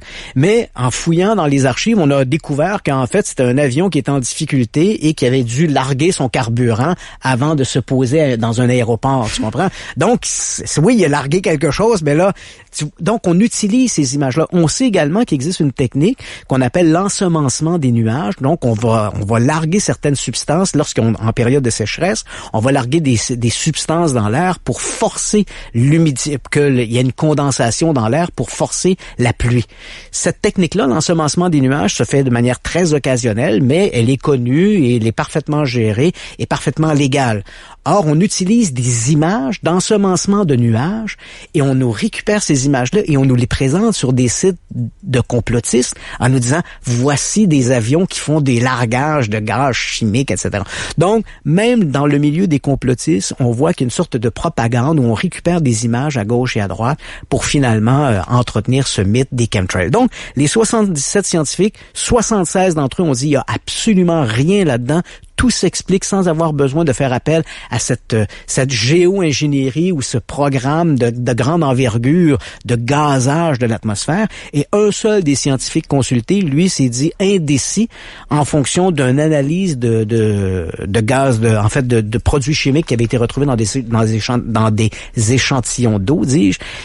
Mais il reconnaît que la façon dont la collecte de ces échantillons ont été faits n'est pas forcément, a peut-être contribué à contaminer l'échantillon. Donc, lui s'est dit non convaincu, pas sûr, mais il dit bon, je me garde une petite gêne. Mitigé, ouais. Ouais, mitigé. Alors que les 76 autres, eux, ont été catégoriques. Il n'y avait absolument rien là-dedans. Avec ce sujet-là, tu m'as mis dans le jus pour la fin de semaine. Oh ouais, c'est sûr. Là, je le sais. Moi-même, écoute, je le sais, je vais recevoir des courriels de gens qui me disent, allez voir ce lien YouTube, allez voir cette photographie, allez voir ce document. Écoute, je ne fais que te rapporter, si les gens veulent se référer à ce document-là, ça a été publié dans l'édition présente actuellement sur le marché du EOP Science, qui est un périodique scientifique, et l'article s'intitule, je l'ai entre les mains, c'est... On voit qu'il il va avec des pincettes. Ah ouais. Quantifying Expert Consensus. Est-ce que tu leur accordes de l'importance à ces gens-là? Parce que moi, je leur réponds en disant, écoute, moi, là, je suis pas un expert, je comprends que toi, tu as tes propres sources, mais d'un autre côté, moi, je fais confiance à Christian. Puis c'est comme ça que je m'en sors. Mais toi, là, est-ce que ces gens-là t'harcèlent? Ah oui, absolument. Et même dans certains cas, que ce soit il y a deux sujets que j'essaie de pas trop parler en public, c'est les chemtrails et les attentats du 11 septembre. Ah, ça c'est l'enfer. Dès qu'on aborde l'un ou l'autre de ces sujets-là, évidemment, le débat devient excessivement émotif. Et dans certains cas, même, il y a des gens qui m'ont écrit me menaçant physiquement de s'en prendre à moi. Je vais vous attendre à la sortie du 98.5, puis vous ils t'ont jamais croisé, ça n'a pas que t'es un colosse. Non, là, s'il savait que je mesure 6 pieds 3, que je pèse 225, on changerait d'avis. Mais t'es le seul gars t'es le seul gars qui me prend dans ses bras. Voilà. Mais c'est des gens en sont même venus, c'est ça, me menacer physiquement parce que je ne faisais que rapporter une information comme celle-là. Ouais. C'est-à-dire, moi, en ce qui est du 11 septembre ou ce qui est des chemtrails, je ne fais que citer des sources scientifiques. En ce qui me concerne, j'essaie d'appliquer la logique du journaliste. C'est-à-dire que là, dans ce cas-là, j'ai une source connue. Souvent, dans les théories du complot, il existe un principe en journalisme où on dit pas de source, pas de crédibilité. Et très souvent, dans le milieu des complots, c'est je connais quelqu'un que je peux pas te dire son nom, qui connaît quelqu'un qui travaillait dans une base militaire qui a dit ceci ou cela, ou des informations qu'on peut pas vérifier. Ça, en journaliste, ça s'écroule comme un château de cartes. Alors que là, on a des scientifiques reconnus officiellement qui travaillent dans des établissements qui, dans ces cas-là, étaient des établissements universitaires pas liés au gouvernement. Il n'y a aucune agence gouvernementale parmi les scientifiques consultés. Et ces gens-là se sont tous penchés. Ils ont travaillé de manière anonyme au début. Donc, aucun des scientifiques consultés ne connaissait qui étaient ces vis-à-vis qui travaillaient sur le même dossier. Et leurs noms sont tous publiés dans l'article. Donc, on ne se cache plus. Là. On a des sources connues. On peut consulter ces scientifiques-là. Et le principe, on le sait, Yannick, ça fait au moins une vingtaine d'années qu'on parle de ces théories du chemtrail. Soyons logiques un peu. Et là, j'applique ma logique de journaliste. Il y a bien quelqu'un qui le fait, ce gaz-là. Il y a bien quelqu'un qui le met dans des cacanes, ce gaz-là. Il y a quelqu'un qui le met dans des avions. Il y a des pilotes qui conduisent ces avions-là. Ces avions-là utilisent des corridors aériens. Ils doivent se poser ou atterrir quelque part, décoller de quelque part. Il y a des contrôleurs aériens. Là, on multiplie, en fait, les intervenants. On ne parle plus de 2 ou 3 personnes. Sur 25 ans, on parle de dizaines, sinon de milliers d'intervenants qui ont été impliqués dans ce gazage, dans ce programme de gazage à grande échelle. Or, combien d'entre eux, aujourd'hui, ont parlé, sont connus? Zéro. Mais à plus petite échelle. Moi, quand j'ai un secret, là, t'es sûr, tu peux être sûr et certain que je le dirai jamais ici dans la station de radio à aucun collègue parce que je sais que dans les prochaines minutes, je vais être trahi et mon secret va être dévoilé à d'autres personnes. Voilà. T'imagines-tu, les chemtrails, là, c'est plusieurs centaines de milliers de personnes qui seraient dans la gamique, là? Absolument. Et c'est difficile, tu l'as mentionné, c'est difficile de garder un secret entre 2 personnes, 3, 4 personnes. Là, écoute, la fuite est inévitable. Puis ça prend un père de famille qui est prêt à gazer sa propre famille, puis garder le secret. Et le garder pour lui. Et ce que tu dis, Yannick, c'est vraiment... Je peux te conter une petite anecdote. Ben oui, vas-y. À un moment donné, quelqu'un me parlait des chemtrails. Alors, j'ai dit, qui fait ça, les chemtrails? Et là, il me dit, c'est les Illuminati. Ah, OK, c'est les Illuminati. Puis là, il y a les Illuminati, les autres, ils contrôlent tout. Les chemtrails. On aurait découvert également le vaccin contre le cancer, mais évidemment, pour des raisons économiques, on ne le dit pas, etc. Puis là, je dis, OK, ces gens-là, ces Illuminati, qui sont-ils? Ben, c'est des grandes familles, les grands de ce monde, les grands multimillionnaires de ce monde, les Rockefeller, il y avait Steve Jobs qui était là-dedans, Bill Gates. Donc, tous ces gens-là sont des gens impliqués là-dedans. Et là, je dis à mon type, je dis, ouais, OK, donc Bill Gates, Steve Jobs, la famille Rockefeller, les Rothschild, donc tous ces gens-là sont les Illuminati, et ces gens-là, non seulement nous gazent, mais également ils contrôlent les médicaments contre le cancer, etc. J'ai dit, c'est quand même curieux parce que j'ai jamais vu, moi, Bill Gates en public se promener avec un masque dans le visage. Donc, tu sais, tu comprends, si on nous gaze, puis Bill Gates nous gaze, ben, il devrait porter un masque. C'est là, le jour où je verrai Bill Gates avec un masque d'en face, je vais me dire, ben, peut-être qu'il sait quelque chose que je sais pas, tu sais. Mais c'est pas encore arrivé. Et là, quelques années après, je rencontre mon type, puis j'ai dit, les Illuminati contrôlent la pharmaceutique, etc. J'ai dit, c'est qui les Illuminati? Fait que là, il me dit, ben, je te l'ai déjà dit, Bill Gates, les Rockefeller, tu sais. J'ai dit, oui, mais tu m'avais dit aussi qu'il y avait Steve Jobs qui était là-dedans. Il dit, oui, c'est vrai. Steve Jobs, il est mort de quoi? Il est mort du cancer. C'est vrai. S'il y avait été un Illuminati, tu penses-tu pas qu'il aurait utilisé le vaccin contre le cancer sur lui-même? Tu sais, soyons sérieux, jusqu'à la toute fin, là, Steve Jobs, il buvait du jus de carotte dans l'espoir de vaincre son cancer et de passer au travers. Bon, au moins, il t'a pas dit qu'il était sur la même île que Michael Jackson. Non. Elvis Presley. C'est un peu cette logique-là. Peut-être que des gens, je sais, les théoriciens du complot qui nous écoutent ce soir diront, mais Christian Page est un imbécile. Bon, ben, parfait. Mais c'est ma logique d'imbécile. On l'aime, notre imbécile, nous autres. Voilà. Donc, c'est ma logique d'imbécile de me dire, écoute, il y a quelque chose là-dedans qui va pas. Et moi, je dis aux gens, je veux bien croire, je suis pas fermé à l'idée de la théorie des chemtrails, mais mon Dieu, arrivez-moi avec un document, un bordereau de transfert, tu comprends? Quelque chose un récépissé qu'on a mis le gaz dans l'avion, quelque chose de solide. Rien. En 25 ans, on n'a absolument rien que des blabla, du oui-dire de quelqu'un qui aurait travaillé.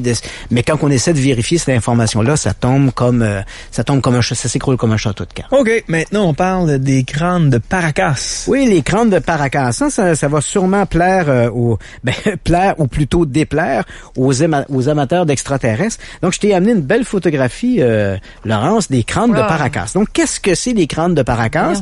Petit retour dans l'histoire. On est en 1928, dans le désert de Paracas, qui est la province de Pisco au Pérou. Des archéologues vont mettre à jour des sépultures et on va trouver dans ces sépultures à peu près 300 crânes allongés. Donc déformés, mais très, très allongés. Prenez la tête de Marge Simpson. Dans les Simpsons, c'est exactement ça. Sans les cheveux. Les cheveux, c'est le crâne. C'est ça. Les cheveux, c'est le crâne. Donc, ces crânes sont excessivement déformés et certains de ces crânes avaient entre 2000 et 3000 ans.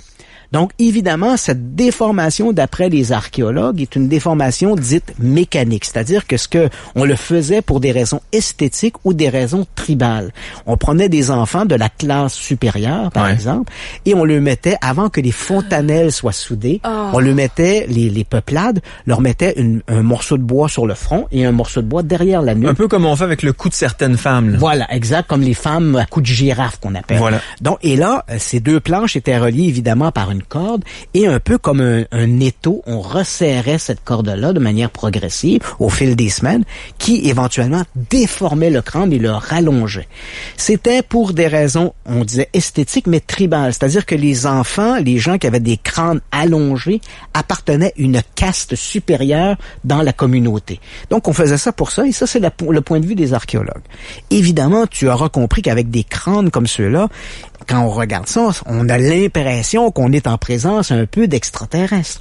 Donc, les gens qui croient aux extraterrestres et qui croient à la théorie des anciens astronautes, c'est-à-dire que des extraterrestres seraient venus dans l'Antiquité lointaine pour copuler avec des femmes sur Terre ou de travailler avec les Égyptiens pour leur permettre de construire les pyramides, ben pour ces gens-là, ces crânes seraient ou ceux d'extraterrestres ou encore de créatures hybrides, mi-humaines, mi-extraterrestres.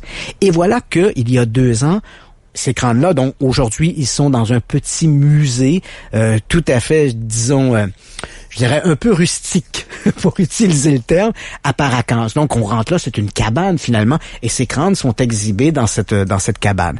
Et quelques-uns ont circulé à travers le monde. Il y en a un d'ailleurs qui est conservé au Smithsonian Institute à Washington D.C.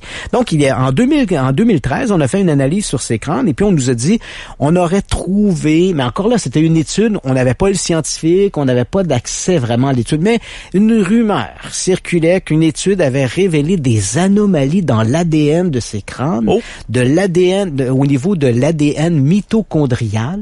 Ça, c'est l'ADN qui est transmise de la mère à sa progéniture. Et là, on nous disait qu'il y avait une anomalie qui laissait croire que ces crânes pouvaient en effet présenter des anomalies inexplicable et peut-être même prouver l'idée de l'hybridation avec une race venue des étoiles. Alors, l'affaire en est restée là jusqu'à il y a 2 semaines, lorsque là, 2 laboratoires américains et 1 laboratoire canadien ont décidé de mettre l'épaule à la roue. On a obtenu de la poudre d'os provenant de 3 de ces crânes de Paracas, 2 qui viennent d'Amérique du Sud, dont celui d'un enfant, et celui du Smithsonian Institute aux États-Unis, qui est conservé depuis 75 ans. On a pris donc ces poudres-là et on les a analysées. Et tout ça pour révéler que non, ces fameuses anomalies prouvant l'origine extraterrestre des crânes étaient une fausseté. En fait, les scientifiques ont parfaitement établi le profil génétique de ces crânes. Il s'agit bel et bien d'humains. Ils n'ont absolument rien d'hybride. La seule chose qui est quand même stupéfiante, c'est que à partir du profil ADN établi, on a pu constater que les ancêtres de ces personnes-là venaient ou d'Europe ou même du Moyen-Orient. Or, on sait qu'il y a entre 15 et 30 000 ans à peu près, les peuplades ont passé par le détroit de Bering. Des peuplades venues d'Asie ont passé par le détroit de Bering Bering pour coloniser l'Amérique au complet. Or, les archéologues, jusqu'à tout récemment, et à tout le moins jusqu'à l'analyse des crânes de Paracas, étaient persuadés que les peuplades qui avaient peuplé l'Amérique étaient venus d'Asie, de l'Asie orientale. Or, voilà que c'est l'Asie occidentale, pardon. Et là, avec l'analyse des crânes de Paracas, on voit qu'il y aurait une origine européenne et même du Moyen-Orient.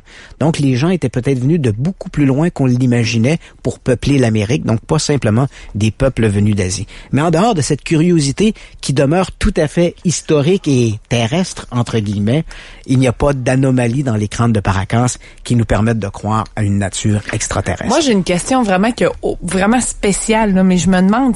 Y avait-tu le front hyper haut? Oui. Ou il y avait des cheveux comme... Ben, il y avait des cheveux, En fait, Christian, porte attention au front de Laurence. Oui. Hey! Tu vas comprendre sa question après.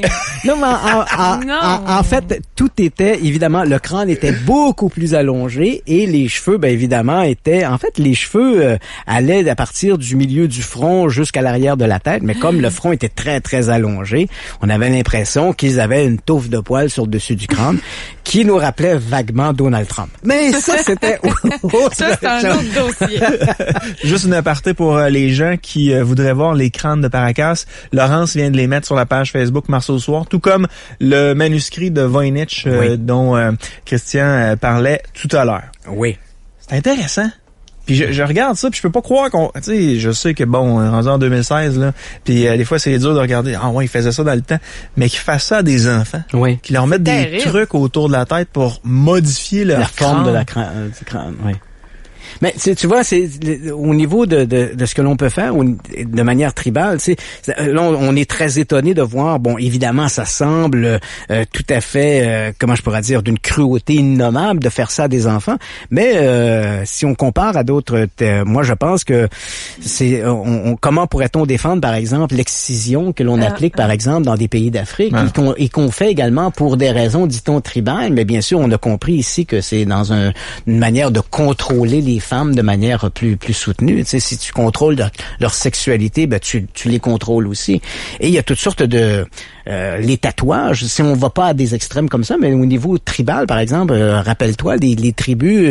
T'as sûrement vu des images de sociétés, par exemple, en Nouvelle-Guinée ou en Australie, par exemple, où on fait toutes sortes de tatouages et ces tatouages permettent de reconnaître les groupes auxquels on appartient, les scarifications aussi. Ouais, voilà.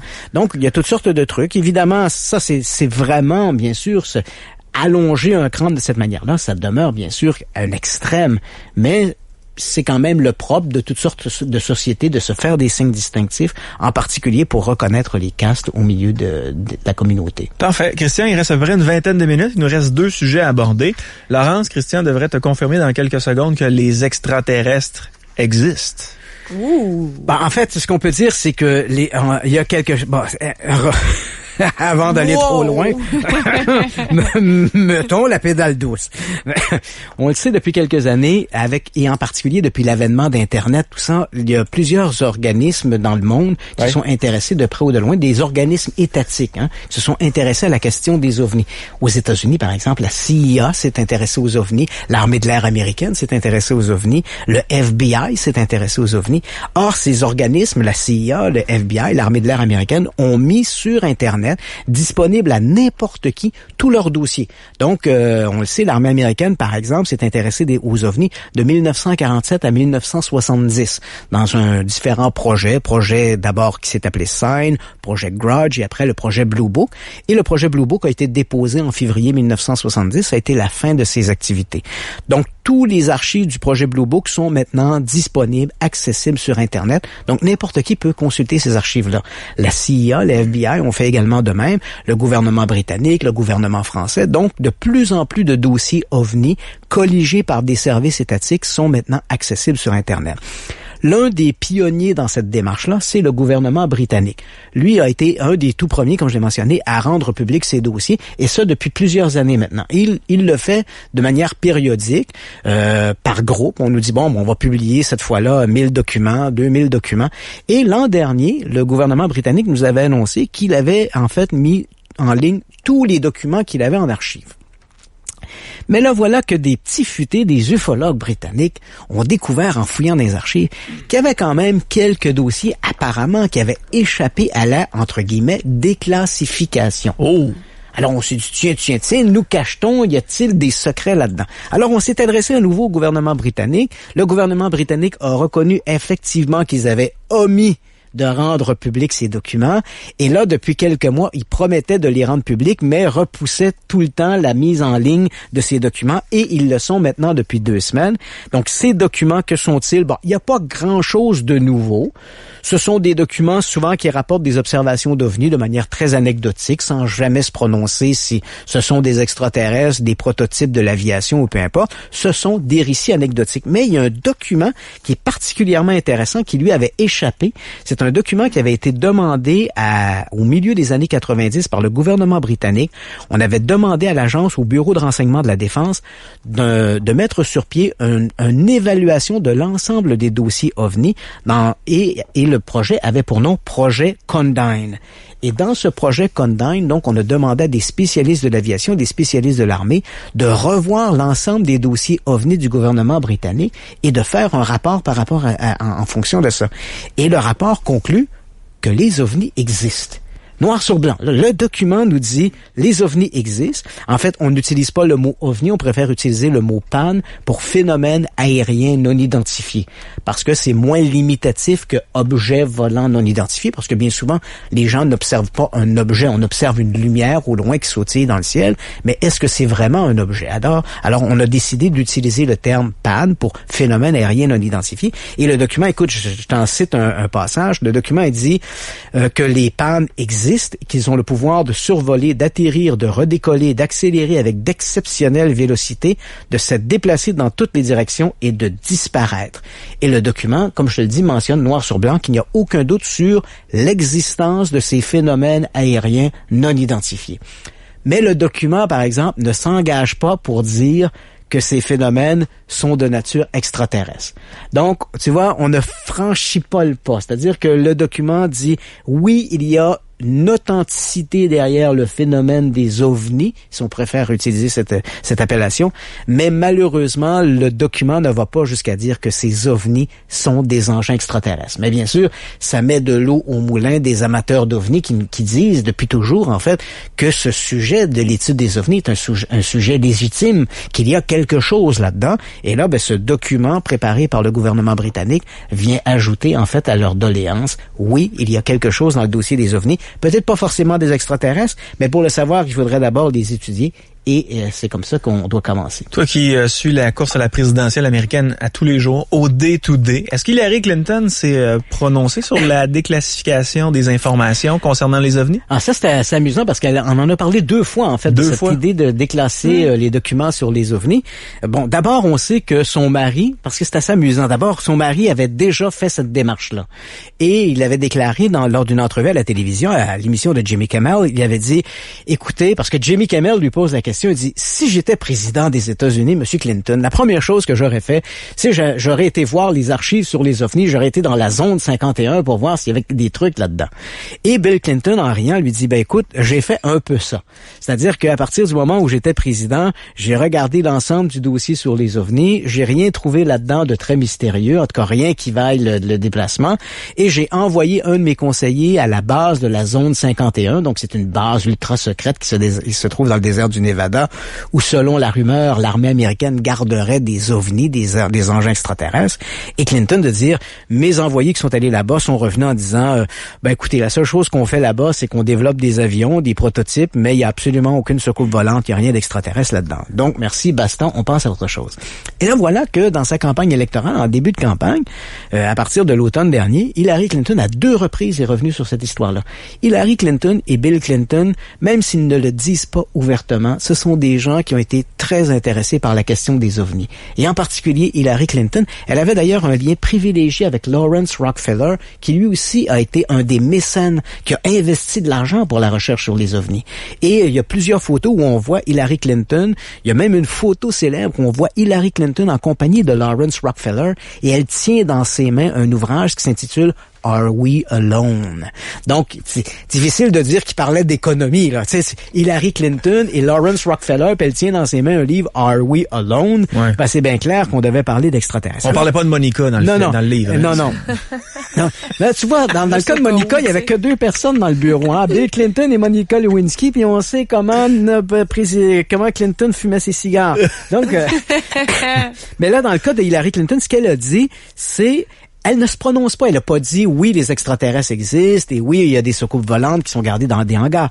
Mais elle dit il y a un intérêt du public pour la question des ovnis et ça, il n'y a pas de doute là-dessus. On le voit, il suffit d'allumer notre téléviseur pour voir la quantité d'émissions sur les ovnis qui sont produites. Il y a un intérêt du public pour la question des ovnis. Alors Hillary Clinton dit voilà, depuis les années 70, en fait depuis 1970, l'armée de l'air américaine s'est désintéressée de la question des ovnis. Depuis les années 70, donc, le sujet des ovnis est laissé entre les mains de groupes d'amateurs, des ufologues. Alors, elle, ce qu'elle propose, elle dit, si je suis élu à la présidence des États-Unis, je verrai à non seulement créer une sorte de commission d'enquête pour réévaluer la question des ovnis, mais je m'engage également à regarder s'il y a réellement des documents qui sont gardés secrets et qui ne menacent pas la sécurité nationale, parce que d'abord, c'est la première préoccupation, mais si ces documents-là ne menacent pas la sécurité, si leur divulgation ne menace pas la sécurité nationale, elle s'est engagée à rendre public ces documents sur les ovnis et bien sûr de lancer un projet pour réévaluer la question des ovnis et peut-être même mettre sur pied une nouvelle commission d'enquête sur les ovnis qui interviendrait finalement à peu près 50 ans après la fin du projet Blue Book. Notre dernier sujet. Vous êtes réputé inspecteur pour vos brillantes intuitions qui se révèlent exactes. Vous prétendez, m'a-t-on dit, qu'elles vous viennent en rêve? Une prostituée a été assassinée ce soir à Georgia. C'est la manière dont elle a été tuée. La méthode employée requiert tout votre talent, inspecteur. J'ai vu son visage. Tu vous inspires des visions? Oui, absolument. C'est sûrement quelqu'un de fortuné. Et comment le savez-vous? Ce ne sont pas des meurtres crapuleux. C'est rituel.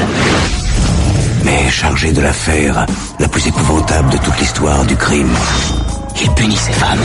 Je pense que c'est l'œuvre de quelqu'un qui a une bonne connaissance de la dissection. Un homme instruit? C'est grotesque. Il ne se serait jamais attendu. Je veux que vous et vos amis désertiez les rues jusqu'à ce que je l'ai arrêté. Je vous fais confiance. À être si proche de la prochaine victime. Jack l'Éventreur n'est pas fini.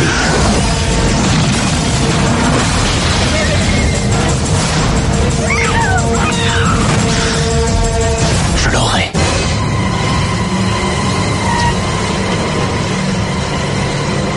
Mais qui était Jack l'Éventreur, mon cher Christian? Ben oui, on est à la fin du mois d'août, en fait. Et vous êtes pas correct de passer ça un vendredi à 9h53. C'est parce que ce que les auditeurs savent pas, c'est qu'on a un bon système de son en studio. Toi, Christian, tu t'en es pas rendu compte, mais Laurence, elle a juste une oreillette. Hein. OK.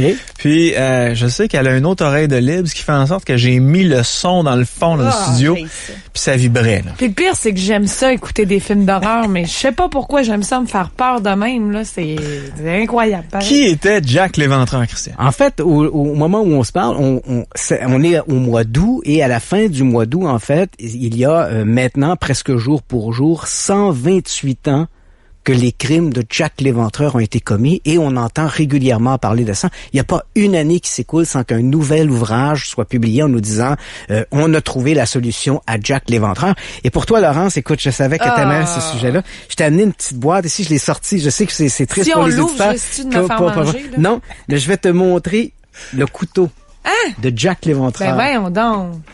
Tu vas le prendre en photo par la suite. Tu vas le prendre en photo par la suite pour les auditeurs. Voyons, on dirait que j'ai plein d'images dans la tête. Là, c'est donc pas le fun. Donc, tu vois, c'est un couteau très particulier. C'est un couteau qui servait en fait, c'était un couteau spécialement conçu pour faire des amputations. Okay. C'était le couteau que Jack l'Éventreur a utilisé. Donc, comment ça se passe, cette histoire de Jack l'Éventreur?